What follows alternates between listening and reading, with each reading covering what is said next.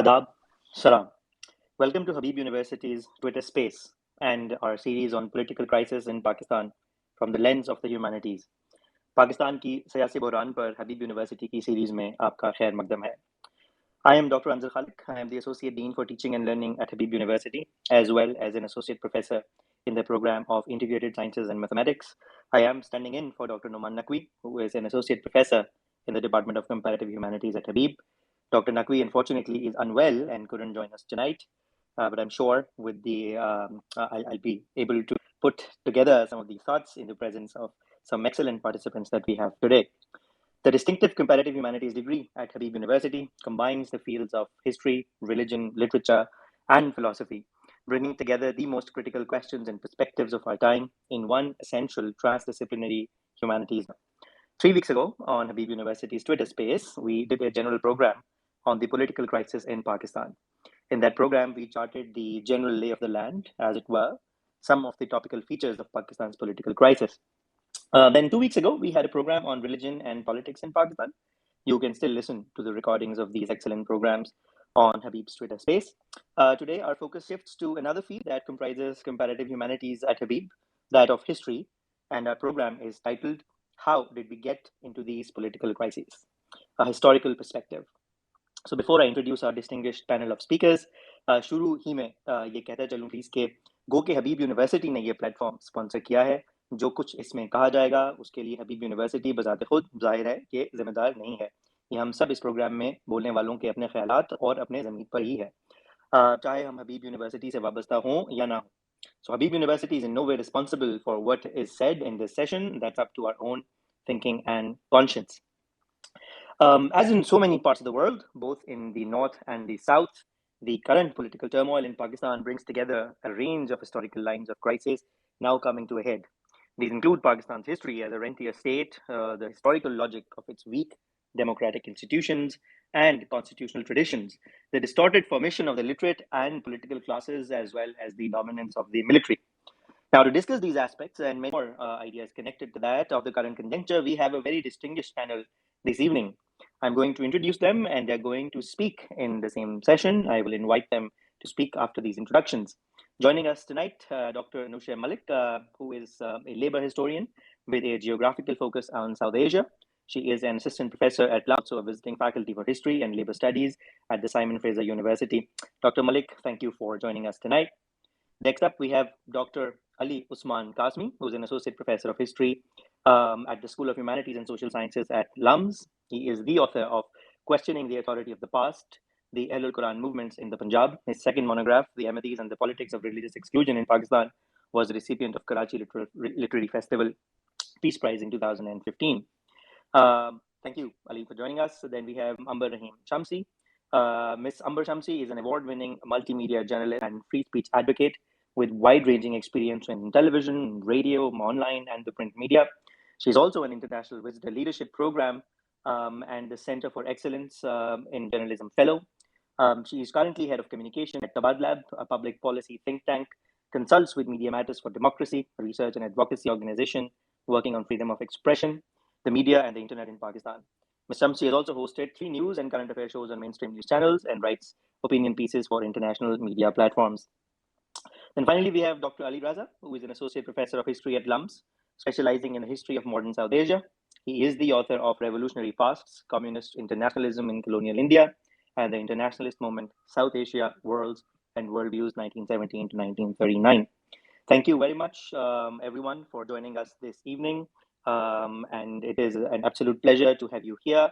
We are going to have this session in languages, Urdu and English. I would request, of course, wherever possible, stay bilingual to make it more accessible to our friends here who are joining us tonight. The format is such that we'll take around 4 to 5 minutes in setting up the space, and all of you are invited to please open that. I also just wanted to add that our guest, Ms. Amber, is also currently the director of CEJ at IBA. I would first invite Dr. Nussar Malik to please open this space and please share her thoughts. Nussar, if you can hear us all right, please, the mic is yours. Hello and assalamu alaikum. Thank you so much for inviting me and for including me in this. I'll try and keep it as short as possible. I wanted to, I think we've had a really excellent introduction on, also the various aspects of what we think our present political crisis is. And I want to focus on two aspects. One is persistent authoritarianism in our state, and the second is elite domination. So, what are the historical antecedents, if you will, of this? For that, I want to focus on the fact that historically across the world, so सिर्फ पाकिस्तान में नहीं बल्कि पूरी दुनिया में Mazdoor Tehreek and labor movements and unions have played a very essential role in chipping away at authoritarian control. But in spaces like Pakistan, we always talk about Pakistan जैसे यहाँ कोई exceptional चीज हुई थी. But actually in Pakistan, much like in other countries that were colonized, colonialism built our laws, right? And those laws under the British were meant to control people, which also meant they were meant to exclude labor or any kind of category seen as troublemaking for the status quo. Because it was the job of the state to control the local population and extract as much revenue as possible. Now, much has been written about how they did this, but to answer the question that's posed in this Twitter space, I want to focus on four aspects of that control that I'm going to argue we see reproduced in Pakistan, particularly whenever there was a crisis. These aspects are reproduced. So, what were those aspects that the British relied on in order to maintain control of the local population? One was building a loyalist social strata that benefited from colonial rule. The second was holding out the promise of upward mobility to a professional class who in turn was supposed to toe the line. कि जो भी Britannian रियासत कहती थी, they were supposed to listen and fall in line. Now the contradictions of this second factor became apparent to the same nationalist leaders who, as lawyers, वगैरह, led our nationalist movements. And by movements, I mean across the South Asian region, and then portrayed themselves as then saviors of the nation, right? So holding out the promise of upward mobility in later years to this professional class was something that we see the Pakistani state also doing, right? The third aspect is that these groups were then aided by the state, what we in Pakistan call the establishment, through laws, literature, writing, giving them political positions and positions of power. The thing that was reinforced was who has the right to command political power. Um, in the British state, this was obvious enough. They, in fact, gave genetic basis for this right, right? So there were criminal tribes, for example, who were seen as, relegated to the margins of society. You had, lower caste groups, for example, who were seen as completely inappropriate to hold political power. And I'm going to argue that continued to sort of affect which social groups we see within Pakistan as being inappropriate to see on TV, to see in power, which is essential for lead control. And the fourth, maybe most important, but also most talked of reason, so I'm not going to talk about it much at all, is violence and the threat of violence to those who wanted to break the status quo. And this violence and threat of violence obviously relied on the colonial institutions of the police and the military that we then inherited. I see these repeated and reinforced in Pakistan's history. And I think these are also very important when we think about why ideas of redistribution along the lines of class, which were part of the original ideas of what Pakistan would be in the 1940s at least, were cut out of the idea of Pakistan. And you see them gradually being marginalized within our National Assembly debates as well as our provincial assembly debates. So it's very much continued. And so in every crisis in Pakistan, what I'm saying is that the ability of the working classes to claim the right to decide what Pakistan should be and to hold power has been weakened, while the establishment has further sort of entrenched itself at every opportunity. Now, I'm going to give you guys one example in this last minute or two, and I think that, and we can talk about others perhaps in the question and answer sessions. Protecting elite classes at the cost of workers is something that our military leadership, when in power, and politicians have both done. And so I think the divide between them is almost artificial, because that hand in hand sort of working is something that we saw in the colonial period and then afterward, right? So, for example, Ayub Khan, there's a quote that many of you must have heard of already, which is, He said when talking about democracy that the genius of the Pakistani people is not suited to democracy. I'm going to argue this is a very shallow reading of what Ayub Khan meant. Well, literally, that is what he meant. He was saying that, we shouldn't have just rule for everyone.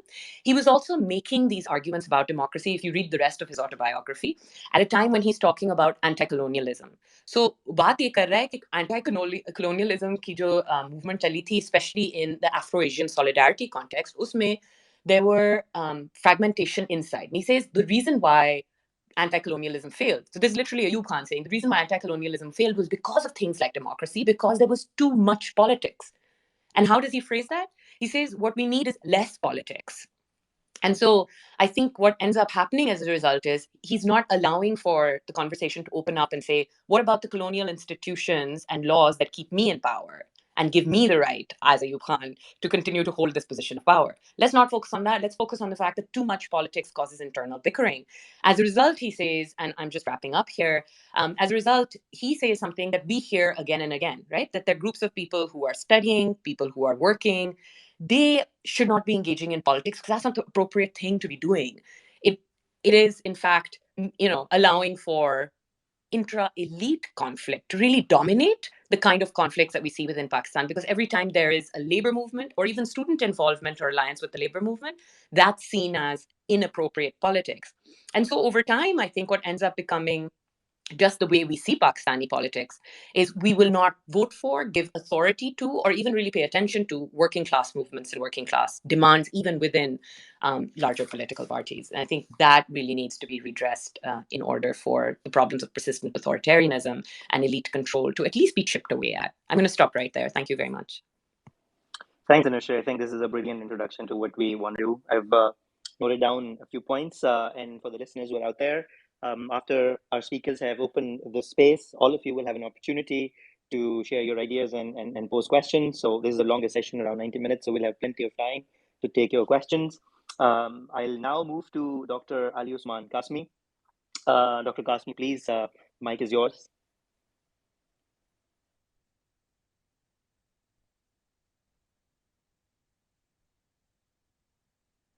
जी हाँ, बहुत शुक्रिया मुझे आपने मौका दिया इस space में बात करने का। मेरा जो बुनियादी एक थीसिस है जो मैं मुख्तसरन बयान करना चाहूँगा, वो एक हिस्टोरिकल पर्सपेक्टिव दे रही है कि क्योंकि हम जानना ये चाह रहे हैं कि हम जिस सियासी एक जो मंजरनामा पाकिस्तान में बना हुआ है, हम यहाँ तक पहुँचे कैसे हैं।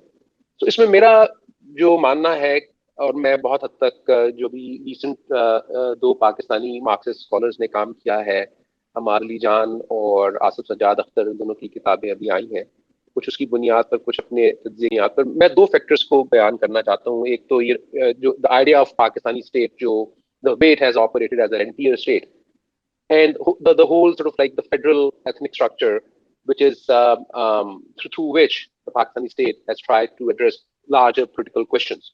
चाहे उस नूशर मलिक बयान कर रही थी कि वो colonial era laws की continuation के जरिए हो, labor movements को repress करने के जरिए हो, but largely it is the idea of being Pakistani, which is built on this of Islam, Urdu Pakistan, or you can call it a certain kind of one unitism, a unitary form of government where Islam serves as this kind of an overriding ideological factor, के जिसके मुकाबले में कोई और ethnic, any other particularity is kind of like dissolved. So what the Pakistani state has done since the 1950s is to manage these ethnic particularities, I would say, through this use of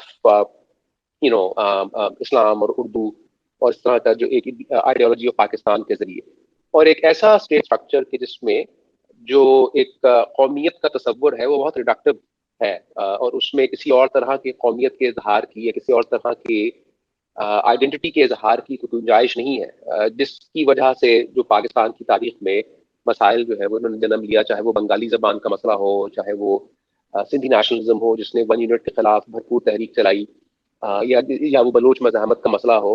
तो ये एक structure है जो कि हमें early 1950s से ही नजर आता है. So the resultant sort of state apparatus is built on this idea of fear, जिसको हम मान लीजिए rule by fear कहते हैं, and it's through fear, through violence that these ethnic nationalities have been held together. It's not through a democratic federal structure that binds them together. It's not to suggest, it's not to say that it was always an impossibility to hold them together, without the use of force, but it's been built through force, and now it's only sustainable through violence, through force, through fear, right? So, and that is why you would see کہ پاکستان میں جو ایک کہنا چاہیے کہ political equality کی مساوات پر بھی کنسنسس بہت مشکل سے ہوا.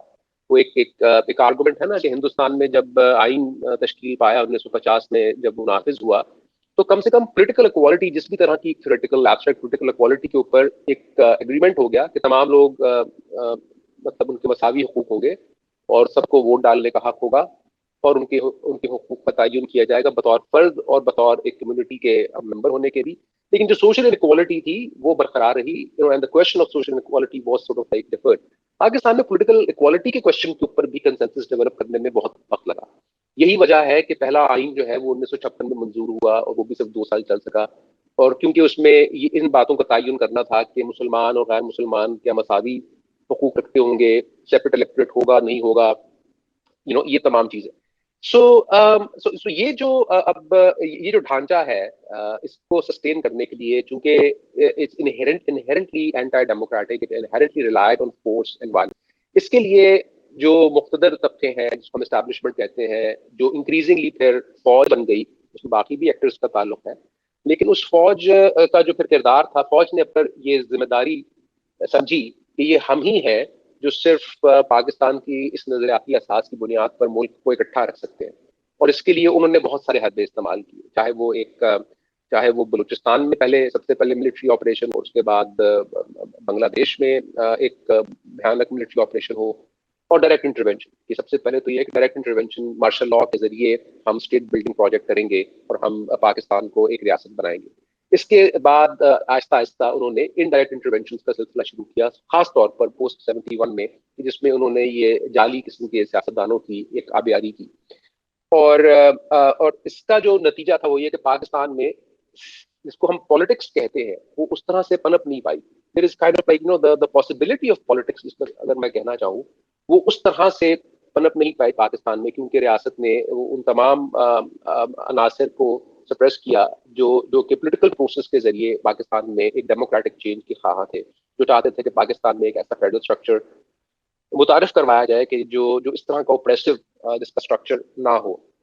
اس کی اگر آپ مجھے جو میں ایک مثال سمجھتا ہوں اس کا موازنہ چاہیے ہندوستان میں, کہ جہاں پر جیسا بھی ایک ڈھونگ تھا سیکولرزم کا یا جو بھی آپ اس کو کہنا چاہیں, لیکن بہرحال وہاں پر اس طرح کی پالیٹکس کی گنجائش تھی کہ دلت وہاں کی الیکٹورل پالیٹکس کا ایک بہت مضبوط حصہ بن گئے, اور وہاں پر یو پی جیسے صوبے میں یا بہار جیسے صوبے میں کسی اسکیجول کاسٹ کا یا دلت کا وہاں پر ابھر کر سامنے آنا اور چیف منسٹر بن جانا اور وہاں کی ایک میجر پولیٹیکل پارٹی آنا, جس طرح کی یہ موومنٹ یا ڈیموکرائزیشن ہندوستان میں ہوئی, ویسی پاسبلٹی پاکستان میں کبھی بھی نہیں ہوئی, اور اس کی وجوہات وہ ہے جو میں آپ سے بیان کر رہا ہوں. سو یہ جو پورا اسٹرکچر ہے پاکستانی نیشنلزم کا جس کو انفورس کیا گیا, اس کے پھر ایڈیولوجیکل یا کہنا چاہیے کلچرل کوآرڈینیٹس بھی ہیں, جس میں ہم ایک خاص طرح کا ماضی تصور کرتے ہیں جو کہ ٹرائمفلسٹ ماضی ہے, چاہے وہ ارطغرل کی شکل میں ہو کہ جس میں آٹومن امپائر کی ایک گلوریفیکیشن ہے اور وہ مسلمانوں کی امپائر کا ہونا, ان کی ایکسپینشن کا ہونا,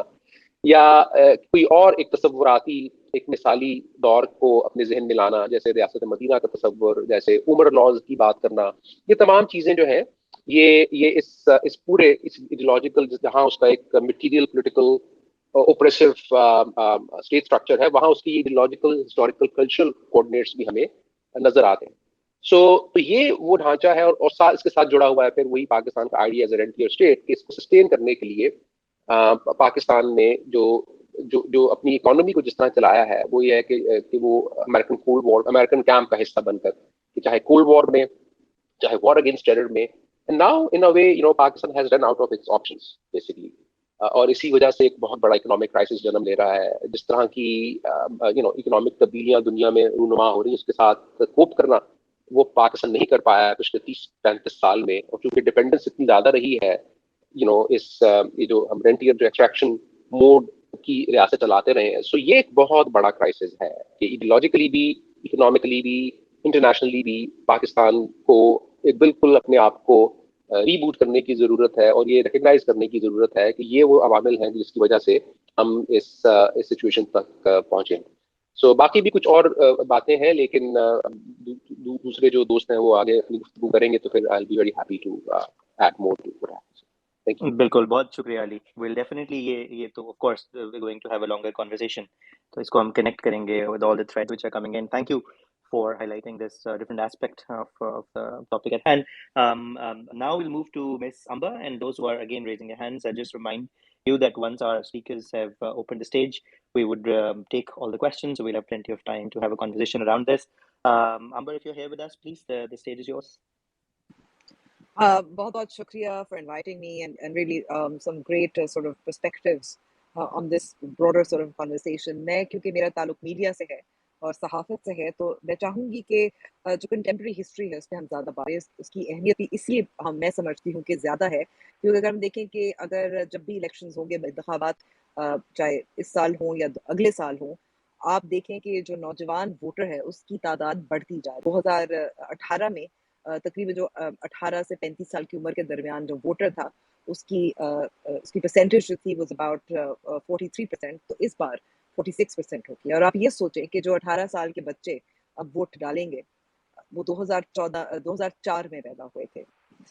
اسی لیے یہ جو کنٹمپرری ہسٹری اس کو کس طرح سے میڈیا، کیونکہ خاص طور پر obviously it is that old cliche the media is the first draft of history، اس کی کوریج کیسے کرتا ہے. میرے خیال میں اس سے آپ کو نظر آتا ہے کہ جو سیاسی بحران پیدا ہوتے ہیں، کیونکہ پاکستان تو ہر وقت ہر لمحے ایسا لگتا ہے کہ نازک موڑ سے گزر رہا ہوتا ہے، تو اس کی کوریج کس طرح سے ہوتی ہے، کیوں ہوتی ہے، اور کون کرتا ہے اور کون روکتا ہے. میرے خیال میں اس کی اہمیت بہت زیادہ ہوتی ہے. ہم نے دیکھا کہ اس دوران ان 20 سالوں میں یا 18 سال میں جب یہ بچے اب جو ووٹ ڈالیں گے، انہوں نے کیا دیکھا؟ انہوں نے یہ دیکھا مشرف کا دور دیکھا، اس میں پیدا ہوئے. اس کے بعد انہوں نے دہشت گردی کی جو جنگ تھی اور جو اس کے ساتھ جو ظاہر ہے جو ایک کرائسس دیکھی تھی. پھر اس کے علاوہ انہوں نے 2 الیکشنز دیکھے نوجوانی میں، اور اس کے ساتھ ساتھ انہوں نے ایک ایسی متبادل جماعت دیکھی جو خود بھی ایک طرح سے مصنوعی تھی. جیسے علی نے بھی اس طرح ذکر بھی کیا تھا کہ وہ کس طرح سے اپیل کر رہے تھے ایک نوسٹالجیا کی طرف. لیکن میں کہوں گی کہ کچھ اس میں بہت سارے جو مڈل کلاس جو انفلوئنشل لوگ ہیں وہ بھی ظاہر ہے سپورٹ تو کرتے رہے پاکستان تحریک انصاف کو متبادل تیسری جماعت کے طور پر. لیکن ساتھ ساتھ آپ یہ بھی دیکھتے ہیں کہ ایک ان کو مصنوعی سپورٹ بھی حاصل ہوئی تھی which is well documented 2010-2011 سے ہو مختلف انٹرویوز اور کتابوں کی شکلوں میں. جیسے مثال کے طور پر سائمن شرف جو خود پاکستان تحریک انصاف کا حصہ بھی ہیں، ابھی جو ریٹائرڈ ایکس سروس مین کی احتجاج شامل تھے، ان کا بھی انٹرویو ہے جو بات کرتے ہیں کہ کس طرح سے عمران خان کو سپورٹ کیا. آپ کو نظر آتا ہے پرویز الہی صاحب بھی سے بات کر چکے ہیں. شجاع نواز کی کتاب اس میں بھی ذکر ہو چکا ہے کہ کس طرح سے ہر طرف سے عمران خان کو سپورٹ ملی تھی ملٹری اسٹیبلشمنٹ کی طرف سے.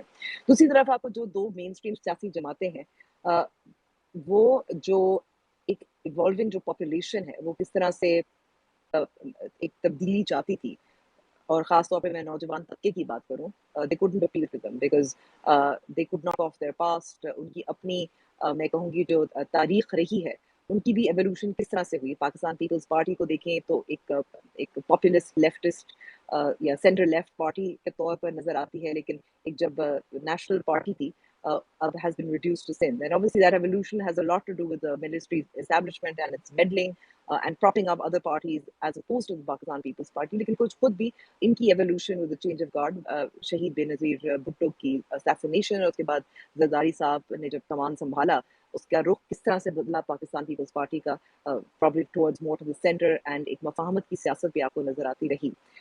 سروائیول کے لیے یہی ہوتا رہا. پھر اس کے بعد پاکستان مسلم نواز کی جماعت، جو ہم کہیں گے کہ نوجوان طبقہ جس کو، اور خاص طور پہ میں کہوں گی اربن مڈل کلاس طبقہ جو زیادہ ووٹ بھی ڈالتا ہے عمران خان کو، انہوں نے یہ دیکھا کہ حالات بہتر نہیں ہو رہے، اور وہ میڈیا کے ذریعے ان کے والدین دیکھتے رہے، اور خاص طور پہ ٹیلی ویژن، کیونکہ اس دوران ٹیلی ویژن کی بھی ایولیوشن ہوئی 2002 کے بعد، جس میں آپ دیکھتے تھے کہ کس طرح چاہے سیاسی جلسہ ہو، چاہے دہشت گرد واقعہ ہو، چاہے لڑائی جھگڑا ہو، اس کی کوریج جو میڈیا کرتی تھی کس کو فیور کرتی تھی کس کو نہیں کرتی، وہ بھی ہمارے سامنے. 2014 کی مثال بہت اہم ہے کیونکہ جب دھرنا دیا تھا عمران خان صاحب نے تو بہت سارے ٹی وی چینلز کو خاص انسٹرکشن تھی، ہدایات تھی کہ ان کو بہت زیادہ کوریج بھی دی جائے. اور اس کے مقابلے میں اب جو عمران خان صاحب کو کوریج مل رہی ہے وہ اب توازن میں آ گئی ہے کہ عمران خان صاحب جب بات کرتے ہیں ان کو دکھایا جاتا ہے، لیکن उस तरह से नहीं दिखाया जाते जैसे 2014 में दिखाया जाता था। तो ये सारे थ्रेड्स आपको इकट्ठा जब नज़र आते हैं कि ये जो वोटर्स जिनको ये 20 साल 18 साल की जो सियासत उन्होंने देखी, जिसमें इमरान खान अपील करते हैं young urban middle class aspirational voter की तरफ, करप्शन की बात करते हैं, और फिर उनका निकाला जाना, जो मैं समझती हूँ कि अब साथ साथ मीडिया की एवोल्यूशन देखें, फिर सोशल मीडिया की एवोल्यूशन देखें जिसने टर्बोचार्ज कर दिया, turbocharge the politics of conflict, it's obviously the politics of populism as well, which is obviously reflected in Imran Khan, but also because social media aids this kind of populism, because it aids polarization, it really fuels that kind of conflict. I think what's interesting in terms of contemporary history, obviously, is कि हमने गुज़िश्ता 4 साल में जो हम democratic institutions और constitution की बात करें, अगरचे पाकिस्तान पीपल्स पार्टी हो, पाकिस्तान मुस्लिम नवाज हो, उनकी जो पुराने तर्ज की सियासत जो शायद नौजवान वोटर्स को अपील ना कर रही हो, लेकिन they were try to work with the system, उन्होंने ईमान को मजबूत बनाने की कोशिश की, मीडिया पे जो पाबंदियां उठी थी मुशर्रफ के दौर के बाद को उसको रिस्ट्रिक्ट नहीं कर पाए, ना उन्होंने कोशिश की। साथ साथ आपने ये देखा जब भी अहम बड़े वाक़यात होते थे हुए, मिसाल के तौर पर अगर सलाला चेक पोस्ट पर जो हमला था 2011 में, तो पार्लियामान की तरफ रुख किया, अगर 18वीं तरमीम थी तो पार्लियामान का रुख किया, अगर इलेक्शंस में की कवानीन में तरमीम करनी थी तो कंसेंसस बिल्डिंग थी, अगर आपको फाटा को जम करना था साबित कबायली इलाकों को, तो तब भी कंसेंसस और कंसल्टेशन के जरिए।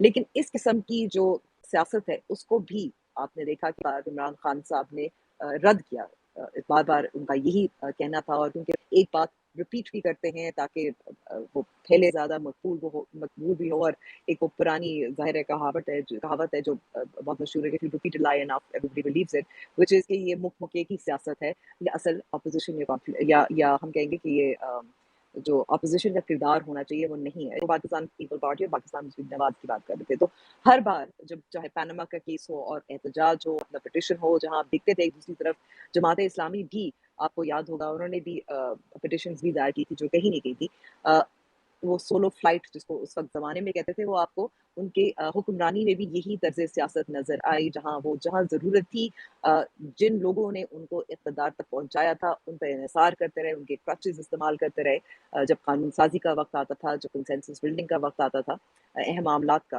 जिसमें मैं एक जिक्र करना चाहूँगी जो बहुत अहम बात है कि गिलगित बल्तिस्तान, अगर टेरिटरीज की बात करें, I will come to that as well briefly, Gilgit Baltistan का जो स्टेटस है उस पर इमरान खान साहब ने तो बात की, लेकिन आगे बढ़ नहीं पाए बिकॉज वो कंसेंसस नहीं चाहते थे, या दैट मूवमेंट फॉरवर्ड जैसे फाटा के इंजमाम के वक्त हमने देखा था वो नहीं किया। इस वक्त जो इमरान खान साहब की, अगर हम just bring it to the present, the political crisis, which is also economic, but I won't go into it because I'm not an economist, or nor have I been an economics journalist, but obviously it is clear, which is कि आपने जो elite जो privilege है और जो elites हैं जो इक़्तिदार में भी होते हैं, चाहे ब्यूरोक्रेसी की शक्ल में हो, चाहे मिलिट्री की शक्ल में हो, चाहे जुडिशरी की शक्ल में हो, इनकी जो गिरफ्त है हमारी इकानमी पर, इनकी गिरफ्त जो हमारी सियासत पे है, इनका मदाखलत जो है हमें बार बार जो देखने में आई, सियासी जमातें हर बार, और अगेन मैं वाज़ेह करना चाहती हूँ, ऐसी बात नहीं कि वो ज़िम्मेदार नहीं है, क्योंकि लेकिन सियासी जमातें कमज़ोर रखी गईं, अगर वो उभरने की कोशिश करती थी अपने अवाम की ताकत बलबूते पे, तो दूसरी कोई मुतबादिल सियासी जमात, चाहे इलाके की शक्ल में हो, इलाके में हो या सूबे में हो, या आपको कौमी सतह पर नज़र आती है, उसको encourage या सपोर्ट किया जाता था। तो they have a strong obviously grip on the politics and the economy of this country, and they're not going to let it go. Where you see कि Pakistan has continually been a rentier state, is जो reforms जिनकी अशद ज़रूरत है, जिनकी tax reforms की अशद ज़रूरत है, वो नहीं हो पाई। और दूसरी तरफ आपको नज़र आया कि मीडिया में भी जो दाखिलत है, एक जो पिक्चर बनाई गई करप्शन के हवाले से, इन सियासी जमातों के हवाले से, कंसेंसस पॉलिटिक्स के हवाले से, और दूसरी तरफ आपको ये भी नज़र आता है कि अल्टरनेटिव प्लेटफॉर्म्स भी उनको बहुत ज़्यादा बनाया गया, उन मेन स्ट्रीम या सोशल मीडिया की जो इकोसिस्टम है, जो एंटी पॉलिटिक्स में कहूँगी, उनको भी बहुत ज़्यादा उनको सपोर्ट भी किया गया, चाहे एक्सेस के जरिए, पैसे के जरिए। So when you see this political crisis in the current sort of where Imran Khan is directly hitting at the military establishment, दिलचस्प बात यह है कि कोई भी वज़ीर आज़म पाकिस्तान में, मेरे ख्याल में barring one, has not completed his or her term. ये तो हमें पता है। ये इमरान खान के साथ जो हुआ वो भी अनोखा नहीं। अनोखी ये बात है कि इस बार ملٹری اسٹیبلشمنٹ کا یہ کہنا ہے کہ ہم اے پولیٹیکل ہو گئے ہیں. یہ فون کالز نہیں آئے جو پہلے آتی تھیں, نیوٹرلٹی جو اتحادی تھے جن کو سمجھا جاتا تھا کہ وہ ایک ملٹری اسٹیبلشمنٹ یا طاقتور حلقوں کے فون کال کی بنیاد پر عمران خان کا ساتھ دیں گے, ان کو نہیں آئے. But the interesting I think is that these hits currently by Imran Khan through social media, which is obviously, as I said, is turbocharging these politics as well, the politics of conflict. اس سے قبل جس group کو عمران خان نے target کیا with his so-called anti-establishment politics, which is the urban middle class, which is obviously supportive of the army. ان کا ہمیں معلوم ہے کہ وہ سمجھتے ہیں کہ فوج جو ہے اس پہ تنقید نہیں کرنی چاہیے, لیکن وہ اب خود تنقید کریں. اس سے قبل آپ نے دیکھا پاکستان مسلم لیگ نواز, خاص طور پر نواز شریف نے جو پنجاب کے ووٹر کو بھی جس طرح سے فوج کے حوالے سے جو اجاگر کیا, وہ بھی موجود تھا. اور اس سے قبل جو پاکستان پی ٹی ایم جو ہے, پشتون تحفظ movement, which represented again a very young class of a political movement, young people who had gone through terrorism and were asking for their own rights. They had obviously, through social media, despite their bans on mainstream media, had reached a broad population as well. So I feel like this is the third hit of Imran Khan jo kar rahe hain. These groups that now see politics slightly differently, or the role of the army slightly differently. I think that should be a mix, which makes it slightly different from past history, where prime ministers were not able to complete their term, and the media was different. There was a different, the voters were different. What isn't different, unfortunately, obviously, is that the military is still the final arbiter of power. اور یہ چاہے آپ کی موجودہ جو unity یا coalition government ہو یا عمران خان ہو, وہ سب ایک ہی طرف دیکھ رہے ہیں. So instead of political, I would say that this current sort of crisis where Imran Khan was moved through constitutional means, which has reinforced the military as the final arbiter of power. Thank you very much. Thank you, Amber. Shukriya. Dr. Alza, you're up next. جی بہت شکریہ آپ کا انظر مجھے دعوت دینے کا, اور I'm very pleased to be part of this conversation. میرے پاس سچ پوچھیے تو اب کچھ زیادہ رہا نہیں ہے. مجھے لگتا ہے کہ اسلام کی باتیں ہو چکی ہیں, تو میں بس ایک چیز پر میں فوکس کرنا چاہوں گا, اس کا اشارہ علی قاسمی دیا تھا. And I would like to focus on what I see as a crisis of historical imagination, by which I also mean the crisis of possibility.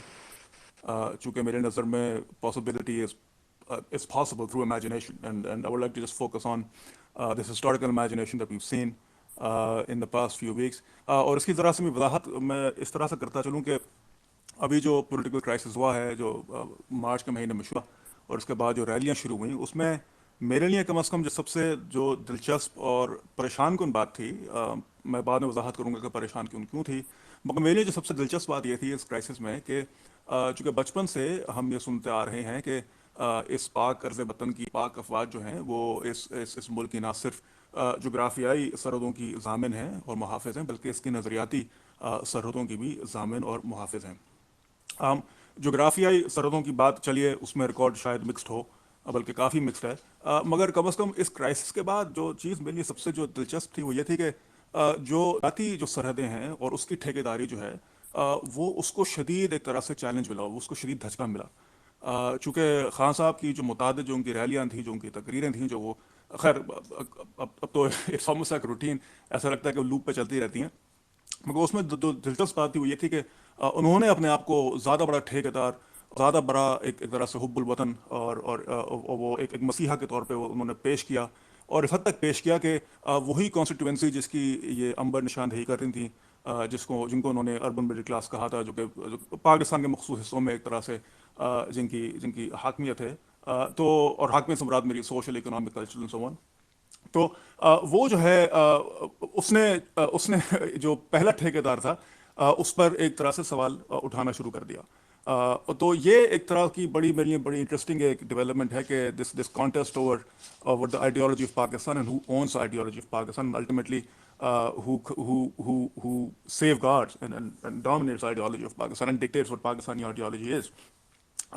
تو اور یہ میرے لیے انٹرسٹنگ اس لیے بھی ہے, اور اب میں ایک طرح سے پریشانی کی طرف آتا ہوں, بیکاز ٹو می یہ جو ساری کہانیاں ہیں جو کہ ان ریلیوں میں ہم سنتے ہیں, جو کہ जो कि एक तरह से ISP प्रोटेक्शन की मेरे नज़र आती हैं, वो तमाम तर कहानियाँ कि जनाब एक ग्लोरी की, लॉस्ट ग्लोरी की, जिसकी अली उस्मान कासमी ने बात की थी, एक गोल्डन एज की, एक सेंस ऑफ डेस्टिनी की, एक हीरोइक टाइप फिगर की जो कि हमेशा मर्द होता है, एक मसीहा की, वो एक एक एक हिस्टोरिकल मिथ मेकिंग की। अली कासमी ने अर्तुगल का जिक्र, I mean it's really interesting कि अर्तुगल जैसे हिस्टोरिकल ड्रामे और ये जितने भी एक तरह से हिस्टोरिकल मिथ मेकिंग है, उसकी कितनी एक तरह से परचेज है पाकिस्तानी, और अगेन मखसूस तबकात में, मखसूस इलाकों में उसकी कितनी परचेज है। और ये कोई नया डेवलपमेंट नहीं है, चूँकि इसमें कमोबेश कितनी 3 नस्लें गुजर चुकी हैं जिन्होंने नसीम जाजी को जो पली बढ़ी, जिन्होंने रईस अहमद जाफरी के, नसीम जाजी के नावलों पर एक तरह से जवानी उनकी वही पढ़ते हुए गुजरी। मेरी भी बाय द वे वही नावल जो थे, वही कहानियाँ, किस्से कहानियाँ पढ़ते हुए मैंने अपनी कम अज़ कम जो तालिब इल्मी का वक्त मैंने गुजारा। और उससे पहले चले जाइए, शरर से बात का आगाज़ कर लेते हैं, लेट 19th सेंचुरी से बात शुरू कर लेते हैं। तो ये हिस्टोरिकल मिथ मेकिंग जो है, and I think that has cultivated, a dangerous kind of like a dangerous sense of self, of identity, of who belongs, of who does not belong. This dangerous sense of lost glory, of origins, of destiny, and I think that is part of the appeal of Imran Khan as well. And I think that ideological kind of like, it's a very toxic mix in some ways, and that ideological kind of poison is how I would label it, is something that we have to take seriously and to confront. और ये जो है, and that also because, और मैं अपनी बस बात को मुख्तसर रखते हुए बस ये मैं कहूँगा कि आई थिंक, और यहाँ पे मैं जो अपनी परेशानी उसका इजहार करूँगा, आई थिंक दैट जो हमारे जो अब के मौजूदा क्राइसिस हैं और जो आने वाले जो क्राइसिस जो आने वाले हैं, जिसमें सर फहरिस्त एक तरह से माहौलियाती जो तब्दीली है, जो क्लाइमेट चेंज है, जो ग्लोबल वार्मिंग है, और जिसका हमें अंदाज़ा भी नहीं है कि पाकिस्तान इससे कितनी गहरी तरह से उससे मुतासर होगा. This ideological mix, I think that this historical imagination is very poorly equipped to address these existential challenges. और ये हमारी एक बतौर ना सिर्फ एक रियासत बतौर एक माशरे के भी ये सर्वाइवल का एक मसला है, and I don't think that we take it seriously enough. And part of what worries me is that the answer that we have come up with over the past 70 years and even before that, that answer is very insufficient, it is very inadequate, it's a very poor answer to the kind of challenges that we will see in the years to come. And I say this in part, and now I'm speaking as a historian, but और एक तालिब इल्म के भी और एक उस्ताद के भी, because I think we sometimes forget that the histories that we read, they also make history. And I think that we've been reading the wrong histories. And I think that if there's one thing that I keep thinking to myself, that what ought to be our task as educators, as students of history specifically, I think we have to think about other histories, जिसकी अनुष्ठित ने निशानदेही की थी. Other histories that have been suppressed, histories that held out and promised other possibilities, other directions, other futures. And I think we have to take those histories seriously. चूँकि ये जो historical imagination है, जो कि इन रैलियों में हमने सुनी, इसकी ठेकेदार जो थी पैरा मिलिट्री इस्टेब्लिशमेंट थी, अब जो है इमरान खान है, ये हिस्टोरिकल इमेजिनेशन, इसके पास कोई जवाब नहीं है उन आने वाले बहरानों का जो हमारे सामने आज खड़े हैं. आपका बहुत शुक्रिया. बहुत शुक्रिया अली रजा. So there are some very interesting thoughts that we have put together. Everyone was able to bring in a different lens to the same problem. I would just like to acknowledge some of our listeners who are here. We really thank you that you're here in this audience at the moment, and we're opening some questions as well. Would love to hear your thoughts. We have Hassan Bilal Zaidi, Nasir Abbas Nair, Akil Shah, Hana Tamiz with us. Earlier we also had Khurram Hussain. It's a pity Khurram left, because I was hoping that he's going to pose a few questions, and so was Sabah Zakaria. But if they do join later in, that would be interesting. This is also around the time where we are also opening the space for questions. So if you've been listening, and if you do have questions, please, the time where you indicate that you're interested, and my co-host are going to reach out to you. Just wanted to reach out back once more to Dr. Anushe. Can you say something more about the global resonances of the current conjuncture? I mean, and you talked about that. Why is that there is this global coming to a head of crisis that just goes beyond Pakistan in general? Again, I think it's a huge question. So I can answer parts of it based on what I think the current crisis. I think to Dr. Ali Raza ne abhi ishara kiya tha toward climate change and the ecological crisis. I think this is a real reckoning that particularly South Asia mein agar aap dekhein, for example, Bangladesh mein kya ho raha hai, entire sections that end up being flooded across Pakistan, India, where the cities are literally under unlivable conditions basically. But if you look at the kind of conversations we were having, अब मुझे याद है मैं lumps में उस वक्त class पढ़ा रही थी, अब it could have been 2010, 2011, so fairly at the beginning of the time that I started at LUMS. And I remember at that point that there was a conference that was happening abroad of countries coming together and talking about how they're going to deal with the ecological crisis. और मुझे अभी तक ये याद है that one of the students brought in class a newspaper article in which the Pakistan statement had been that we are not going to do anything about this because we have other issues we need to deal with right now. And so I think one of the things that is a global problem right now is not highlighting the way in which we imagine ourselves such that thinking about liberation, how we need to collectively resolve the climate crisis, become second order questions, jo ki wo nahi hai, right? And so I feel that one of the things that we need to talk about, whether it's race, the way that it's being discussed within, the context of the United States and within, well, the broader North American context right now, and whether it's, the legacies of colonialism in places where you have settler colonialism, conversations that are happening across, places like Australia, South Africa, and of course Canada and the US as well. Those kind of conversations can't be de-linked from one another, right? So bringing those things together and thinking about where Pakistan sits within that could be really useful. I mean, there's so much like, the conversations that I've been having about, for example, how we don't have a language of caste within Pakistan, right? And recently, Hassan Javed and Nicholas Turk just put together this piece where they talked about how having the language of caste in Pakistan would perhaps help us see some of the inequalities that continue to exist, and exclusions that continue to exist from political power.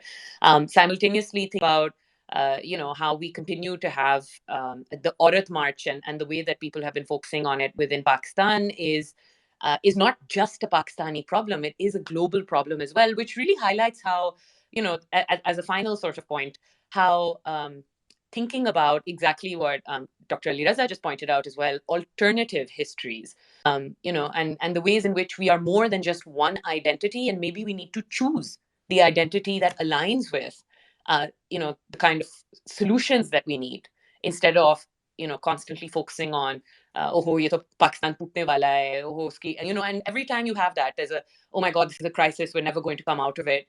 You end up supporting the same establishment that caused the crisis in the first place, right? So maybe focusing on groups of people who have, even if their movements have failed to join political power or be represented in political power, groups of people like working classes, like women's movements, who've actually created space for pro-human rights groups, whatever you call them. I'm not using the global language of human rights. I mean, literally those who are called human rights groups within Pakistan, and who are literally called, fem groups hidden within NGOs, hidden within smaller, not mainstream political parties. You all know them. We all know them. Some of them, I'm sure, are Twitter space as well.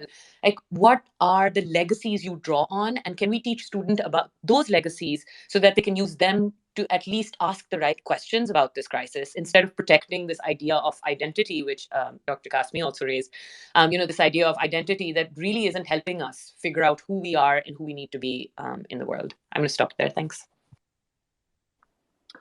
Thanks a lot, Anusha. I think this is something very interesting. You talk about the overall understanding of our history is incomplete when we reach out to not just to the young individuals, I guess anyone here in this country.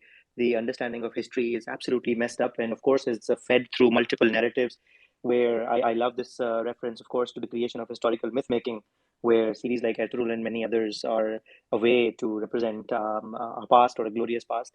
In fact, in many conversations, both in the academic and non-academic circles, less in academic, most in non-academic circles, I've seen people defending, or in fact very happily citing the events from these popular television series as true past.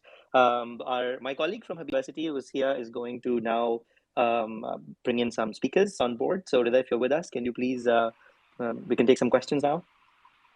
Yes, of course. I would like to invite Zakia. If you would, I've made you a speaker. Can you please ask your question?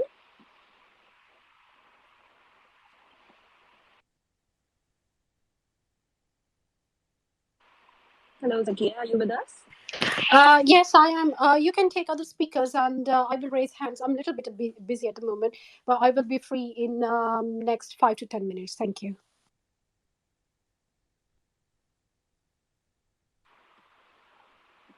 Hello, Ms. Maria. Would you like to ask your question now?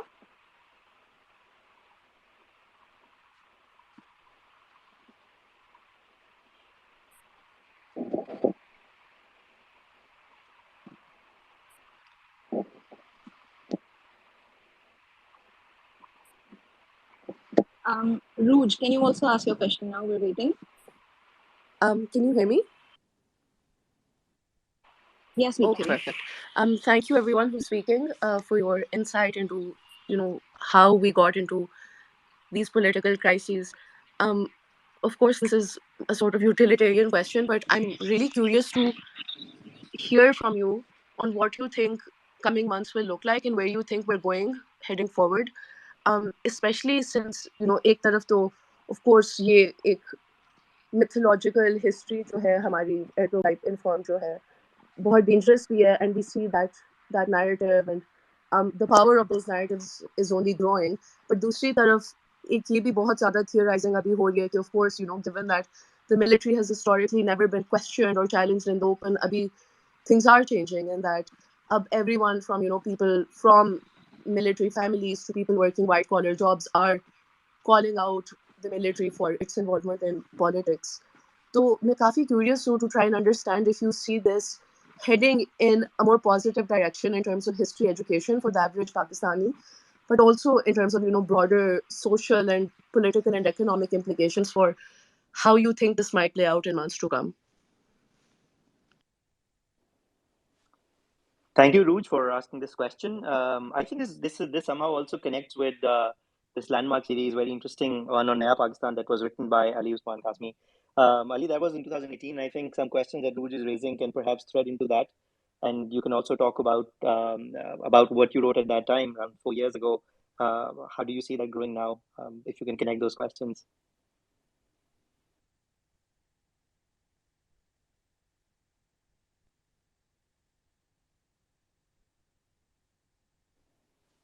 Not sure if Ali is right now here. Manusha, Ali, or Amber, does anyone want to take this question from our guest, Ruj? I'd like to address a part of it at least. मैं कहूँगी कि जो इमरान खान की बात की है, miss making की बात है, बिल्कुल दुरुस्त है. उन्होंने किस तरह से किया, अली उस्मान ने भी बात की, अली रजा ने भी बात की, और वजह हमें जानने की ज़रूरत है.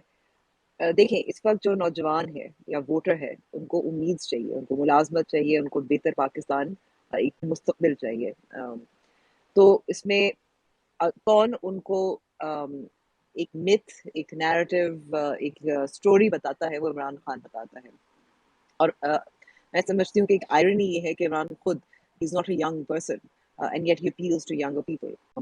At the same time, the other mainstream political parties, and I think it's important also to talk about other alternatives. और मार्च की बात की थी Dr. Nussar ने, which I would also like to speak about.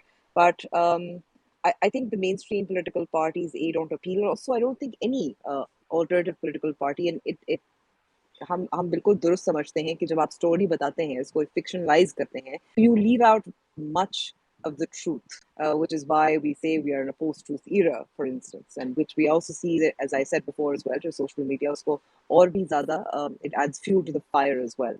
But that kind of myth-making storytelling is important.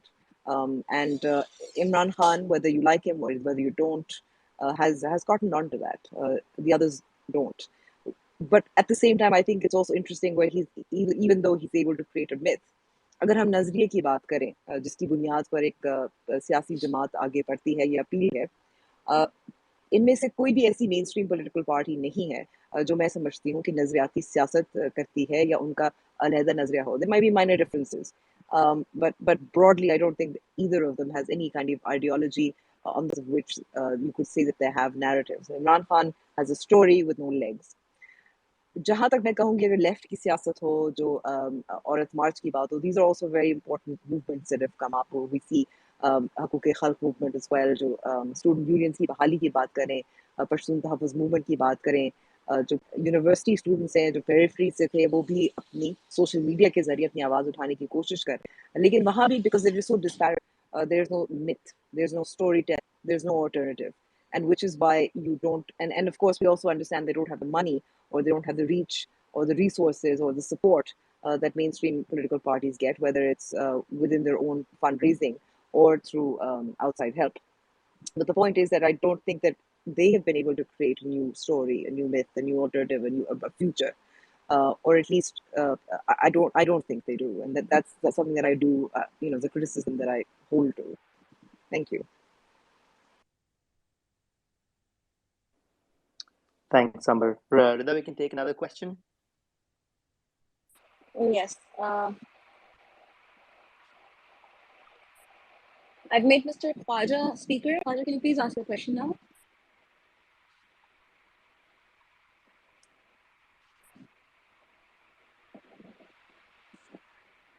Mr. Khwaja, please unmute yourself. Thank you very much. First, I'll make very, very brief comments, and then I would like any of the speakers to comment what I am saying. मेरे ख्याल में governance में जहाँ से सारे crisis जन्म लेते हैं, actually there are 4 very important steps. एक स्टेप है लॉ मेकिंग, दूसरा स्टेप है पॉलिसी मेकिंग, तीसरा स्टेप है डिसीजन मेकिंग, और चौथा स्टेप है implementation of those decisions which we make. मेरा ये मानना है कि ये क्राइसिस पाकिस्तान में इसलिए बार बार जन्म लेते हैं कि इन चारों स्टेप्स में पाकिस्तान के अवाम बिल्कुल एक्सक्लूडेड है, उनका कोई हिस्सा नहीं है इसमें. और मैं तो ये कहने में हक बजानब हूँ कि 99% लोग जो हैं वो टोटली बाहर हैं इन सारे प्रोसेस से. यही वजह है कि बार बार आपकी स्टेट जो है वो इन क्राइसिस का शिकार होती है, जिनके बारे में आपने क्वेश्चन किया है कि वो क्राइसिस कहाँ से जन्म लेते हैं. चूँकि अवाम शामिल नहीं है डिसीजन मेकिंग प्रोसेस में, पॉलिसी मेकिंग प्रोसेस में, लॉ मेकिंग प्रोसेस में, इम्प्लीमेंटेशन ऑफ डिसीजंस में, तो इस वजह से ये सारे के सारे क्राइसिस जन्म लेते हैं. जब आप अवाम के लिए, अवाम की शमूलियत के लिए सिस्टम को कंडूसिव बना लेंगे तो मेरा ख्याल है इस तरह के क्राइसिस जो हैं वो जन्म लेना बंद हो जाएंगे. क्या ख्याल है आप दोस्तों? Thank you, Khalid Saab. I think one of our speakers did talk about over time कि किस तरह से अवाम की overall participation है that has been lowered over time in agency. Who would like to take this question? मैं थोड़ा सा मुख्तसरन बात दे सकता हूँ कि बात तो वो दुरुस्त फरमा रहे हैं ख्वाजा साहब, लेकिन वही है जो हम पहले डिस्कस कर रहे हैं कि अगर अवाम की शमूलियत नहीं है तो क्यों नहीं है, वो क्या अवामिल है जिसकी वजह से या जिसकी बुनियाद पर अवाम को इस जमहूरी अमल में या एक ऐसा निज़ाम तश्कील नहीं दिया गया कि जिसमें अवाम की शमूलियत हो. उसकी वजह यही है कि जैसे मैंने पहले बयान किया कि जो स्ट्रक्चरल वायलेंस है, it's built into the idea of Pakistan as it was promulgated during the 1950s onwards, right? So और उसका तकाजा ये है कि उस हाकमियत को और एस्टैब्लिशमेंट उस कंट्रोल को बरकरार रखने के लिए ये ज़रूरी है कि उसमें अवाम की शमूलियत ना हो, क्योंकि अवाम जिसमें मजदूर, ट्रेड यूनियंस, ख़वातीन, किसान और दीगर लोग जिस तरह के निज़ाम की तश्कील चाहेंगे वो ऐसा नहीं होगा. उसमें ज़्यादा गुंजाइश होगी, वसअत होगी, और वो हमारे मुख्तदर हलकों को काबिल कबूल नहीं है. उससे उनके मफाद पर ज़द पड़ती है. वो फिर वो सवालात उठा सकते हैं कि जिसकी वजह से ये इन बातों का तयन किया जाए कि भाई बजट का इतना बड़ा हिस्सा दफा पर क्यों खर्च होता है, या पाकिस्तान की जो पॉलिसीज़ हैं अफ़गानिस्तान के हवाले से, ईरान के हवाले से, हिंदुस्तान के हवाले से, उसके ऊपर सवालिया निशान खड़े हो जाएंगे. तो ये जो पूरा मैकेनिज्म है कंट्रोल का through fear, through violence, and this whole sort of nature of extractive state making process تو اس کو سسٹین کرنے کے لیے یہ ضروری ہے کہ اس میں عوام کی شمولیت نہ ہو. سو آئی ہوپ کہ پارشلی آنسرز یور کوسچن. شکریہ. علی آپ نے اس کا تو جواب دیا, میں اس کو تھریڈ کر رہا ہوں. پہلے میں چاہ رہا تھا کہ آپ کا اس کے اوپر لوں. You have written a very fantastic series on Naya Pakistan, اور یہ 2018 میں وہ آپ کے آرٹیکلز آئے تھے. اور اب جو سننے والے ہیں ان کو بھی میں یہ کہوں گا, اگر آپ نے اس کو ان کو نہیں پڑھا ہے تو it's a very easy and very interesting read into certain events that have led to the current situation. علی وہ آپ نے لکھا تھا when the previous government was coming into power. آپ تھوڑا سا اس کے بارے میں بھی بتائیے ابھی. what do you think of all of that now given 4 years since you wrote that?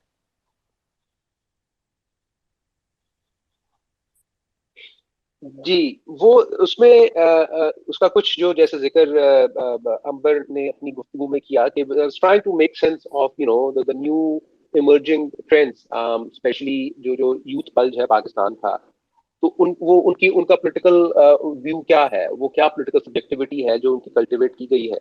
And I was also trying to understand the emergence of a new middle class. وہ ہمارا مقصود کی کتاب زمانے میں آئی تھی, بہت اچھی کتاب ہے, which helps understand کہ پاکستان میں ایک نئی طرح کی مڈل کلاس نے ایمرج کیا ہے لیٹ 1980s سے, جس کا جو ورلڈ ویو ہے, and it's mostly obviously urban middle class. And also the urbanness of Pakistan has increased considerably. It's no longer just confined to, let's say, Islamabad, Lahore, Pakistan, Islamabad, Lahore, Karachi. اس میں بہت سارے دوسرے چھوٹے شہر اس میں آ چکے ہیں, اور میں اس کو دیکھتا ہوں مختلف طرح کے جو اس کے ایکسپریشنز ہیں وہ اس طرح سے ہیں کہ اگر آپ لیا میں بھی چلے جائیں, یا اگر آپ اسی طرح کے کسی اور دور دراز جو جذباتی قسم کا وہ علاقے سمجھتے ہیں, مضافاتی قسم کے, تو وہاں پر بھی ایک رینج آف برانڈز, وہی ایک ہی طرح کا کیفے کلچر, تو یہ تمام جو کنزیومرسٹ کلچر پاکستان میں ایک جو ایمرج کیا ہے خاص طور پر 90s میں, تو اس سب مڈل کلاس کی یہ تو اس کی اکنامک پریفرنسز ہیں, تو اس کی جو ایڈیولوجیکل جو ذہن سازی ہے وہ بڑی خاص نوعیت کی ہے, اور اس کی جو ہسٹوریکل امیجنیشن جس کا علی رضا ذکر کر رہے تھے, یا the poverty of that historical imagination is closely tied with a very conservative kind of mindset.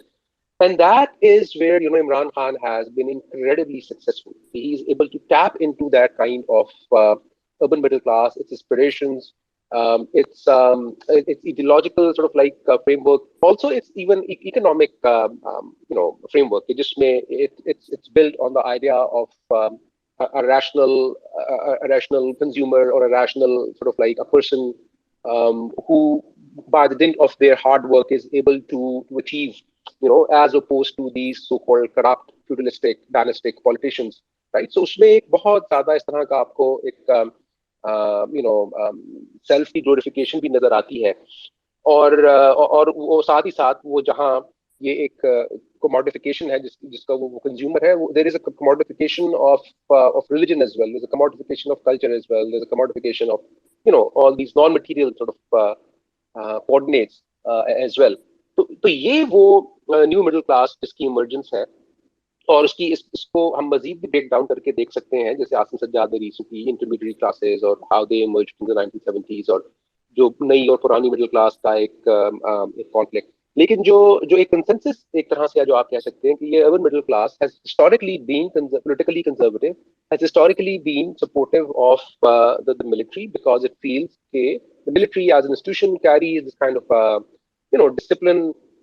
They're organized, they can take Pakistan forward, and this middle class historically has been anti-democratic because they feel, as Anusha was pointing out, that the genius of Pakistani people is not suited to democracy. So us middle class کو میں نے اپنے article میں جو بیان کرنے کی کوشش کی تھی کہ اس کا جو لیڈر ہے صحیح معنوں میں پہلی دفعہ جس کی ایک charismatic democratic اپیل بھی تھی, وہ Imran Khan. So Imran Khan is a remarkable phenomena in that sense. Imran Khan has been able to give a facade of a popular, democratic mandate to these ideas and aspirations that this new middle class upholds, basically, right? So, and in that sense, جو یہ middle class historically جو کہ ہمیشہ سے فوج کی بے پناہ وہ اس کے ساتھ اٹیچ تھی, تو عمران خان نے فوج سے اس کی سب سے بڑی جو کانسٹیٹوئنسی تھی وہ چھین لی, اور اب وہ یہ جو کانسٹیٹوئنسی ہے جو پہلے ISPR کی طرف دیکھتی تھی اپنے مواد کے لیے, اپنی انسپریشن کے لیے, اپنے آئیڈیاز کے لیے وہ اب عمران خان کی طرف دیکھتے ہیں. Right? So that's a huge transformation which has taken place, and that's like an existential crisis for the Pakistani military. So I mean, I don't know how they will be able to deal with it, لیکن ابھی تک تو یہی نظر آتا ہے. اور اس میں جو ٹاپ براس ہے بالکل اس کو چھوڑ کر جو 3 اسٹار جنرل سے نیچے لے کر جتنے بھی لوگ ہیں اس میں تو یہی نظر آتا ہے کہ they are sold to the idea of how Imran Khan now defines what is the Pakistan project. تو عمران خان نے فوج سے ان کا جو پاکستان پروجیکٹ ہے جس کو وہ پچھلے 50-60 سال سے خاص طرح کی اس کی تشکیل دے رہے تھے وہ اس نے ان سے لے لیا ہے. And that's really a very very critical moment for the Pakistani military. بہت شکریہ علی. I think اس میں we have alluded a couple of times already to this idea of the crisis of historical imagination. And Ali Raza, I want to come back to you because you also were mentioning about this problem of this crisis. So this historical imagination that appears to be a global problem, perhaps thanks to nationalism and the nation state. Can you please speak to that? I mean, I don't have much to add beyond what I said, which is to say that ایک مخصوص قسم کا ایک historical myth making اس ملک میں کی گئی ہے, بلکہ again as I said it has colonial antecedents as well. So I don't have much to say beyond that except to perhaps say, and perhaps I can end on that note again, but تھوڑی سی اگر میں وضاحت کرتا چلوں چند باتوں کی جو کہ ہوئی تھیں, کچھ سوال بھی اٹھے تھے. تو ایک چیز جو مجھے اسٹرائک کی تھی, and again that's tied to historical imagination, the sense that this profound distrust actually of the people that Amber, Ali Usman Kashmi and Anusha have all pointed out, کہ کس طرح سے یہاں پہ اس ملک کی عوام کو دیکھا گیا ہے, اور کس طرح, بلکہ تھوڑا سا اور وضاحت کرتا چلوں کس طرح سے اس ملک کے مقتدر حلقوں نے اس ملک کی عوام کو دیکھا ہے. اور اگین آپ کو اس کے ریفلیکشن نظر آتی ہیں. In fact I think that if there is one major colonial legacy that we have to contend with is precisely this legacy of distrusting the people.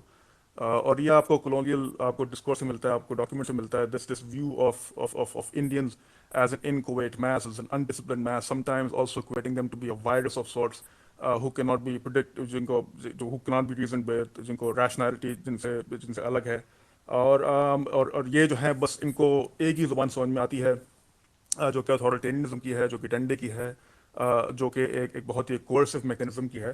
اور اگر آپ اس ملک کی تاریخ کا اگر آپ ایک طرح سے جائزہ لیں, جیسا کہ میرے دوستوں نے بھی اس کا اظہار کیا تھا, کہ actually it's basically a contest between sometimes the people speaking up and then the people being put down.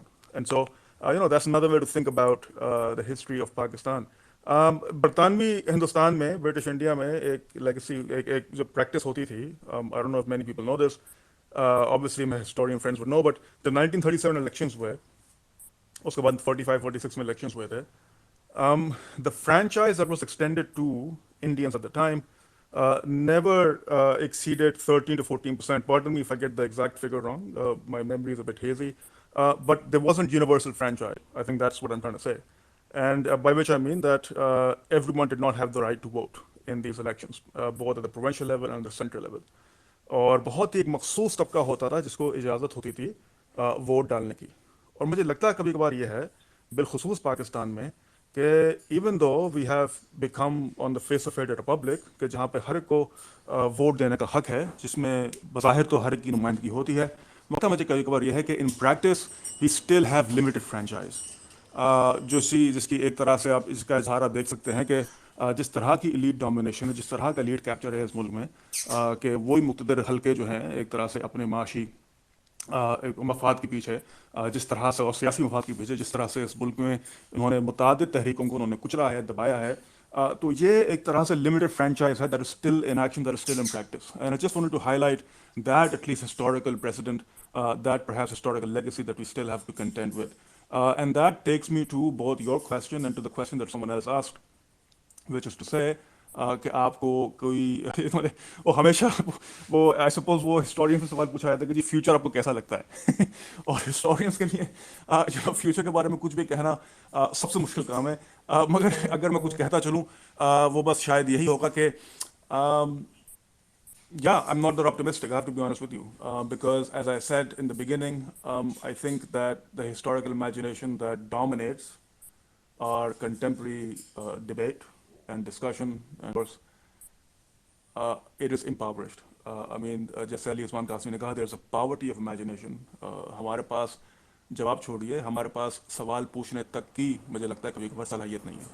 और जैसे कि नूशा ने कहा था कि फिर से वही मैं बात को दोहराते हुए कि जवाब दूर की बात, अगर हम सवाल भी सही नहीं पूछ पा रहे कि अगर इस मुल्क में एक बहुत बड़ा तबका ऐसा है जो ये समझता है कि इस मुल्क का सबसे बड़ा मसला जो है फाइनेंशियल करप्शन है, तो आगे क्या कहिए. तो मेरे ख्याल से कि अगर तो सलाहियत नहीं है वो सही सवाल पूछने की, तो जवाब तो बहुत दूर की बात है. And I think that part of the way that we come to ask the right questions of ourselves and the world we find ourselves in is to actually do a more honest reckoning and a reflection on our past and our history. I said it before, I said it again, another historian says it more eloquently than I can, that the histories that we read, they themselves make history. और मैं फिर से वही कहता हूँ कि हमारे लिए एक बड़ा क्राइसिस, मुताबिक क्राइसिस के साथ साथ शायद दोस्तों को एक क्राइसिस ना लगे, मुझे तो बहुत बड़ा क्राइसिस लगता है. वो crisis again of historical imagination का है, जिसके पास कोई जवाब नहीं है हमारे जो मौजूदा जो हमारे बहरान हैं और जो आने वाले जो हमारे बहरान हैं उनके लिए. और अगर हमारी वो इमेजिनेशन कल्टिवेटेड नहीं है, अगर हमारे पास एक तरह से वो जहनी और तखयलाती वसत ही नहीं है, तो मुझे नहीं लगता कि हम जो हैं उन सख्त तरीन सवालात का हम जो हैं कोई भी तसल्ली बख्श जवाब दे सकेंगे. बहुत शुक्रिया. Thanks, Ali. Tough times indeed, but I think this is an important conversation. Are we going to take another question, Rida? Can you please take a few more questions here? Yes, we're going to take 2 more questions. So if I could please request Mr. Akhtar to speak up.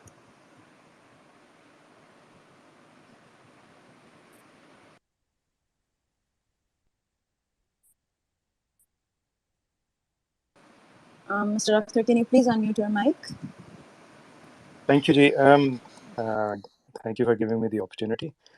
सवाल तो जिस तरह ये बयान कर रहे थे अली रज़ा साहब, उनके सवाल उस वक्त होते हैं जब आपके पॉलिटिकल कल्चर में मैच्योरिटी हो, और इमरान खान साहब वो हैं कि उस चीज़ का स्पेयर हेड हैं अब, कि ये वही साहब थे जो कभी कभार हम ये समझते थे कि जी ही हिमसेल्फ सेड कि ब्रिटिश पार्लियामेंट में इस तरह होता है, प्राइम मिनिस्टर में बना तो मैं पार्लियामेंट में आऊँगा, पीएम के क्वेश्चन होंगे, और ये तो आपकी बात है. तो एज एनी पॉलिटिशियन, अनप्रिंसिपल पॉलिटिशियन जो है वो वोट लेने के लिए या अपनी पॉपुलैरिटी बढ़ाने के लिए वो कहते हैं जो लोग सुनना चाहते हैं. इसी तरह the other इमरान खान, आप मुशर्रफ से पहले चले जाएं, when he used to say all the things that he's saying against the military, पहले भी वो ये कहते थे, पहले भी सच बोलते थे, लेकिन उस वक्त ये था कि जी उन्होंने अपनी जगह बनानी थी. तो he is into this, I think,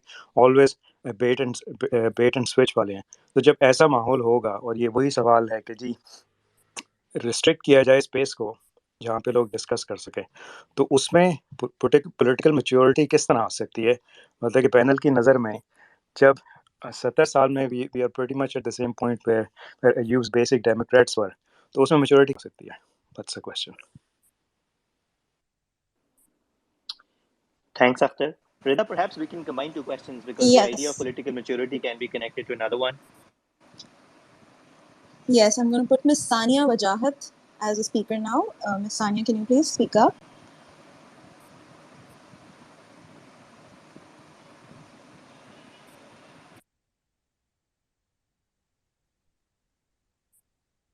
Hello, can you hear me?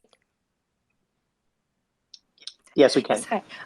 So I just want to flag, I missed the earlier part of the space when the speaker spoke, so I don't know if this has already been addressed, but I kind of want to extend on from the previous question, which touched on what is likely to happen in the next few months, and ask if you think under the new government there will be more media freedom, which gives more space to critique the military and its interference in Pakistan's political system, a freedom that has historically not been granted openly to journalists and activists in Pakistan.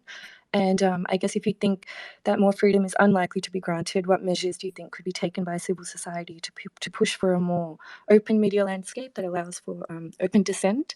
And I ask this because I do believe that the strong media restrictions that prevents journalists to openly critique the military is closely tied to the political crises that have continued to unfold in Pakistan over the past many decades. So yeah, that's my question about media freedom. Thank you. Thanks, Sonia. So, Amber, I see you have unmuted yourself. Please go ahead. Yeah, obviously, I think media freedom is something that's an excellent question, and I think we have to frame this in a way that let me just sort of talk about whether the military, this talk of being neutral or apolitical, whether it is a tactical retreat or is it a strategic retreat. And I think we've seen that the restrictions that many media people faced, whether it was through censorship, direct, indirect censorship, whether it was through the urge to regulate social media or to centralize information, which is obviously not possible, or whether it was through controlling the narrative of mainstream media. Those are steps back that are very difficult to bring back. And I don't think this particular government, that is also very weak and very dependent on the military at the moment as well, would be able to go back, let's say, pre-2014. And the reason I say pre-2014 is that is a time where you saw Hamid Mir was attacked, was an anchor, and he spoke a lot about missing persons and the split within the media and the censorship that uses sort of it. I feel like the contemporary roots of the current censorship go back to 2014, where the media, which had openly criticized the military, whether it was over Osama bin Laden, Salala checkpost, whether it was at other instances over the army chief's extension, could at least talk about these issues much more openly. Gradually, you saw that there was a great deal of consolidation and centralization and creating alternative, really sort of controlling the narrative of mainstream media. Since this government has come into power, you've seen one particular media group, which is ARY, which has openly obviously taken sides with Imran Khan and is lobbying in a sense against the current army chief. And you see a lot of whether it's Twitter, whether it's through their social media channels or otherwise, they've also faced the same kind of those anchors, those journalists, or those vloggers, or those have faced the same kind of issues that anti-establishment or anti-military journalists faced, before 2022. So I would say that it seems to me in media freedom that we're not getting back the space that we had lost post 2014, not as yet in any way. Again, because I also spoke earlier about how there are various groups that political parties or political movements are targeted in terms of being anti-establishment. Those groups also, you could also say that those groups also, whether they're in power, whether out of power, they're also again dependent on the military to stay in power. So even Imran Khan appealing to the army or being anti-establishment is actually about one army chief, right? So that he can get back into power. So I'm afraid that the space that we've lost isn't coming back so soon or so easily. And what can civil society and media organizations do? I think civil society was successful in, and media organizations, press clubs, press unions, media unions, were able to successfully constantly highlight and hammer home the loss of media freedom. And to really, especially around media regulation and media laws, was able to create momentum and push back. I think the pushback needs to continue. And I think that's the only way you can sort of continue to support, civil society can continue to support media freedoms. Thank you. Thanks, Amber. We are approaching an end, and I'm really thankful to everyone who's here for their kind participation. I have one more question that any one of the panelists can take, and then we're going to have concluding remarks.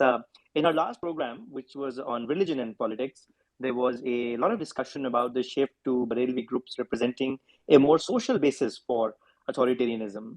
So do speakers have anything to say about that from a historical perspective? It's an open question. Anyone can take this. I can try. I mean, I can. I don't know the conversation. मतलब उसमें क्या गुफ्तगू हुई थी, लेकिन सिर्फ ये कहा जा सकता है कि जो मेरा एक बहुत ही महदूद सा वो है इस बारे में तज्जिया कि کہ افغان جہاد کے بعد سے جو ایک سپیس تھی جو دیوبندی گروپس نے کیپچر کی تھی، تو وہ اب اس سے پہلے تک آپ کو دیوبندی اور بریلوی جو پولیٹیکل پاور ہے یا روٹیشن ہے وہ آلموسٹ ایکول نظر آتی تھی، کم سے کم اسمبلی کی حد تک. تو اس کو ریکلیم کرنے کا ایک پروسیس ہے جو کہ پوسٹ 9/11 شروع ہوا ہے، جس میں پہلے ایک اور مقادری تھے، پھر اس کے بعد جو رضوی صاحب تھے، وہ اس کی ایک مینیفیسٹیشن ہے. So that is a different kind of a process. I don't know like in terms of praetorianism کس طرح یہ وہ آرگومنٹ ہے، because I don't know it. But I just wanted to respond quickly to the other question, وہ جو political امیچیورٹی والا question جو تھا. اور اس میں صرف یہ کہنا چاہوں گا کہ مجھے بلکہ لگتا ہے کہ پاکستان میں پولیٹیکل میچورٹی بڑھی ہے. عمران خان صاحب کی امیچورٹی بڑھی ہے. پہلے وہ زیادہ میچور پولیٹیشین تھے. 2010 سے پہلے آپ ان کی سیاست دیکھیں، بالکل مختلف سیاست ہے. وہ ایک کنسنسس بلڈنگ میں بلیو کرتے تھے. وہ فضل الرحمان کے ساتھ مل کر اور قاضی حسین احمد نون لیگ کے ساتھ مل کر جمہوریت کی بحالی کی تحریک چلا رہے تھے. ان کو نواز شریف کے ساتھ بیٹھنے پر کوئی اعتراض نہیں تھا. وہ ہی embraced that kind of like contradiction جو ایک پالیٹکس میں ایگزسٹ کرتی ہے، جو کولیشن بلڈنگ کے لیے ایک بڑا محاذ بنانے کے لیے ضروری ہوتی ہے. وہ امریکن امپائر کے خلاف بات کرتے تھے، وہ ڈونلڈ ٹیکس کے خلاف بات کرتے تھے، اور وہ بہت لاجیکل باتیں تھیں. بہت حد تک ان میں ایک وہ صحیح گفتگو کیا کرتے تھے، اور ان کی پالیٹکس ایک زیادہ انکلوسیو تھی. 2010 کے بعد سے جو ہے وہ ایک اینٹی پالیٹکس مشین وہ ایک بن چکے ہیں، جس میں ان کی انٹائرلی جو پوری پالیٹکس ہے وہ بنیادی اس کے اوپر ہے. اس میں اختلاف کی گنجائش نہیں ہے. اب جس مسیحا نے آنا تھا وہ آ چکا ہے.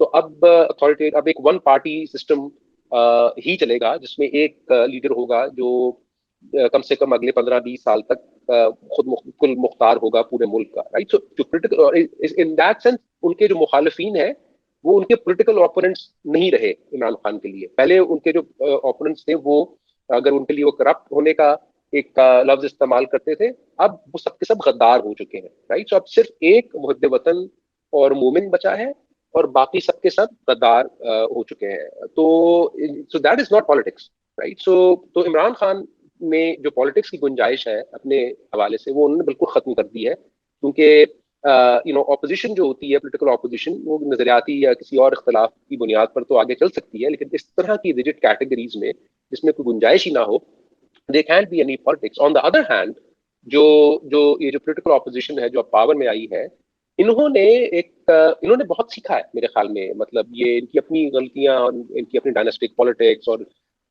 جو ان کی وہ حرکتیں ہیں وہ اپنی جگہ، لیکن یہ بات بھی ہے کہ پاکستان کی تاریخ کی سب سے اہم ترین جو لیجسلیشن ہے میرے خیال میں وہ 18ویں ترمیم.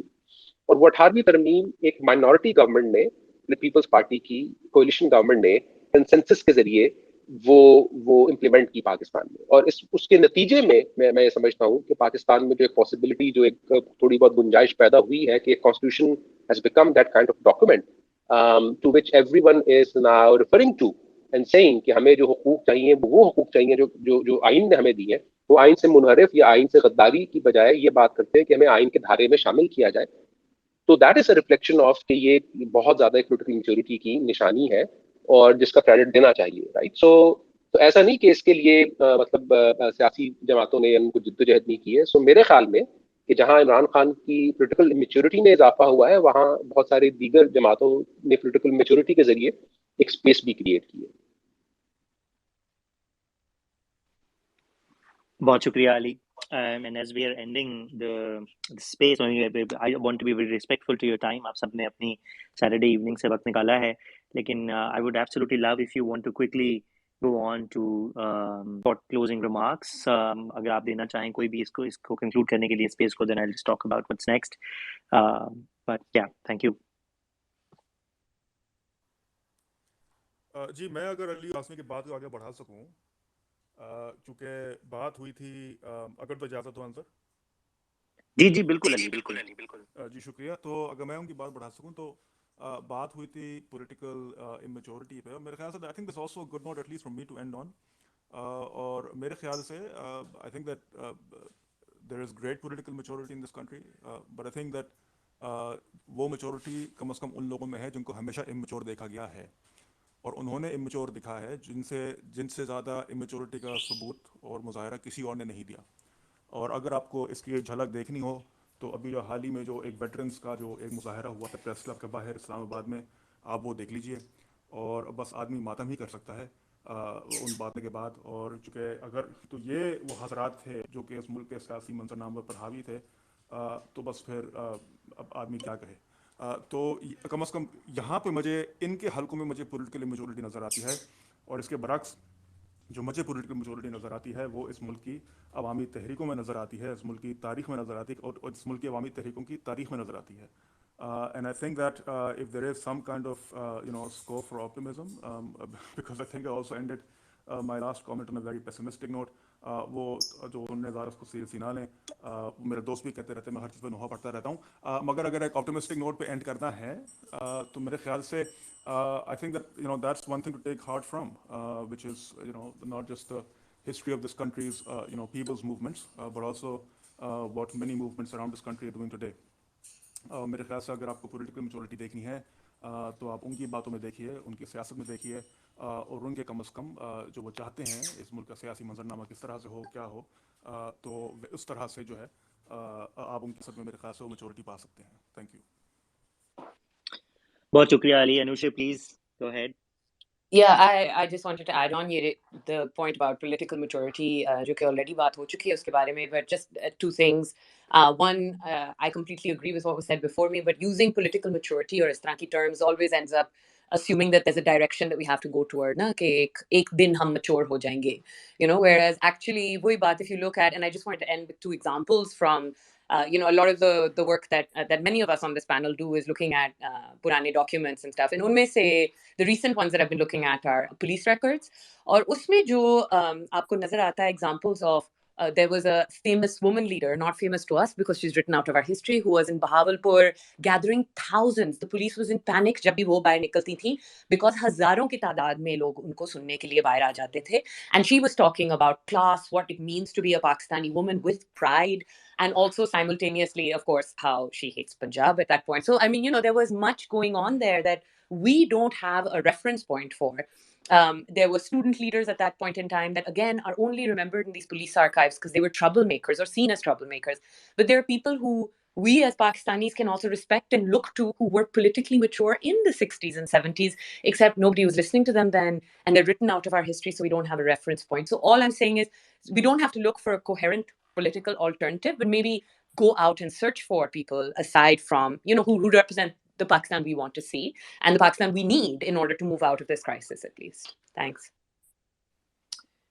Many thanks, Anusha. Speaking of maturity, I would really like to thank all the panelists. Really appreciate your insightful and mature discussion. So thank you, Amber, Ali Usman, Ali Razan, and Anusha, for joining us and dedicating your Saturday evening to us. To everyone who's listening, this is a continuous series. So the next episode is coming on 25th of June. And it's another very interesting episode where we're going to study, or we're going to reflect on the power of literature in the Pakistani politics. So we hope to see you there. Thank you for being a fantastic audience, and thank you to all the speakers for being with us this evening.